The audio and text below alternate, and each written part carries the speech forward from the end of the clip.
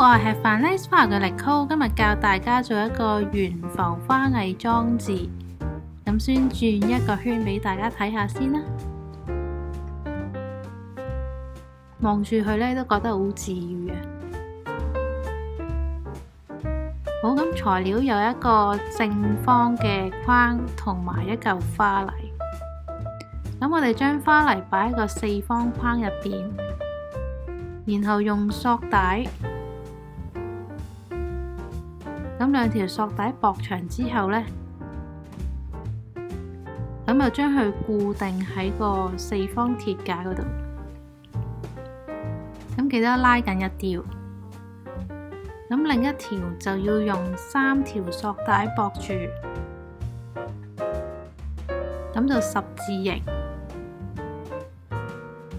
將佢拉緊固定，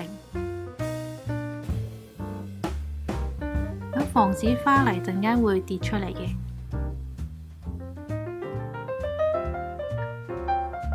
咁然後我哋用花剪剪走多餘嘅索帶。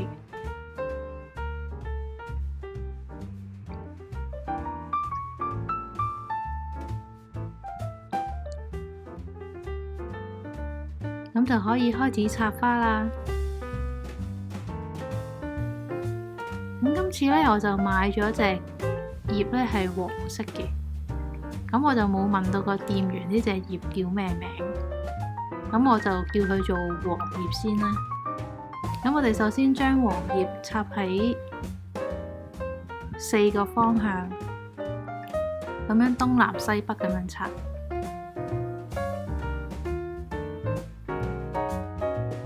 務求花泥嘅每一邊呢，都會插有一條黃葉喺度嘅。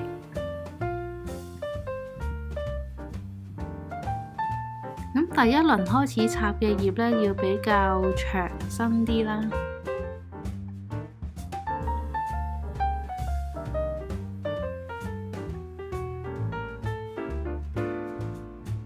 咁同埋呢一個懸浮花藝裝置，佢係360度咁樣睇嘅，咁所以記得後邊呢都要插一啲葉上去。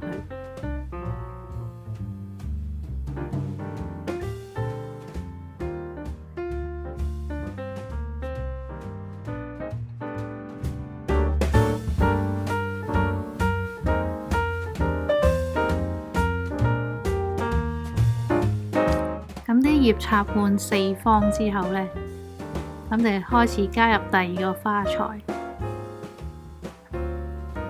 就係米白色嘅芒草啦。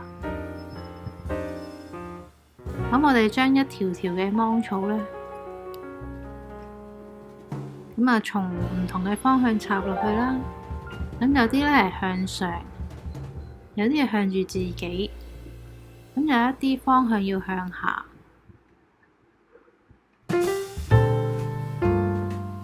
同埋你要得閒咁樣擰轉佢，睇下邊一度仲未加花材。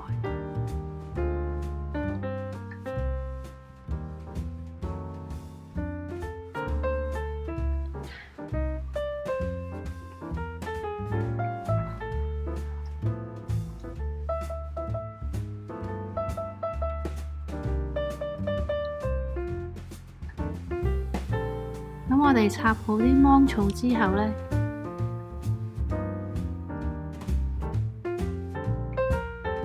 然後我哋又加入第二個花材咯。咁呢次呢係一個木百合嚟嘅。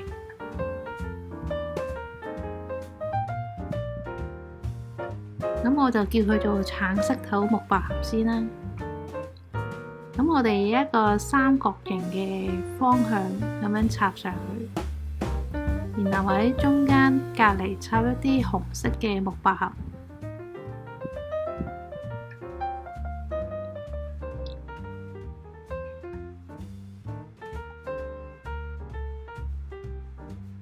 咁其實木百合呢個種類呢都有好多嘅。咁除咗常見嘅紅色木百合呢，仲有綠色嘅木百合。咁多數都係嚟自非洲嗰邊。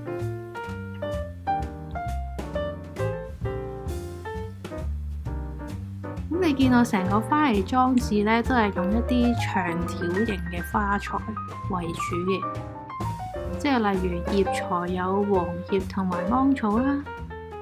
咁木百合都係一個線條性嘅花材。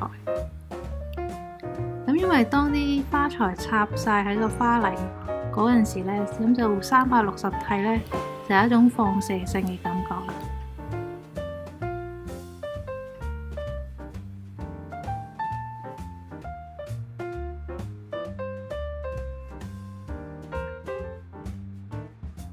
好啦，咁到呢一個階段呢，我哋就將一啲比較短啲嘅葉呢插入花泥。咁嘅作用呢係用嚟遮住綠色嘅花泥啦。咁等你遠見呢都望唔到佢。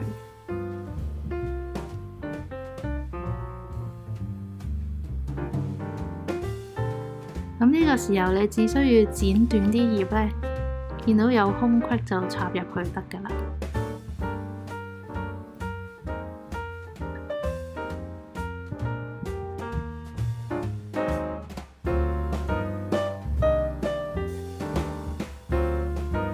好啦，咁到最後呢，我會加入黃金球，咁有一種點石成金嘅感覺。咁呢幾個花材呢，我覺得都特登可以揀乾得嘅，咁佢就算鮮花變乾花之後，都唔會變得好難睇。係咪覺得好靚呢？你都快啲嚟試定一下。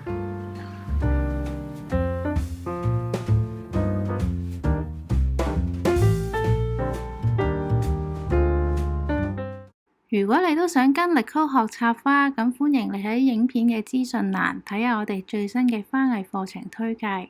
咁我哋同時都歡迎商業包班、員工興趣班同埋學校團體工作坊嘅查詢，詳情可以 email 聯絡返我啊。